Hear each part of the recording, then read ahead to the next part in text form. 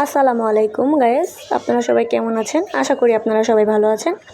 আমরাও মা ছেলে আলহামদুলিল্লাহ খুবই ভালো আছি। জুবাইর বিকেলে খুবই বায়না করছিল একটু ঘুরতে যাবে আশেপাশে কোথাও।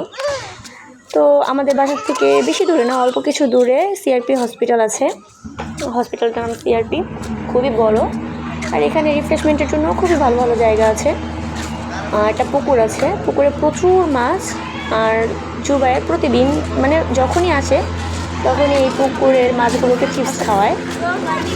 প্রচুর মাছ তো একটা চিপস দিলে অনেক মাছ একসাথে হয়ে যায়, এইটা একটা মজার ব্যাপার।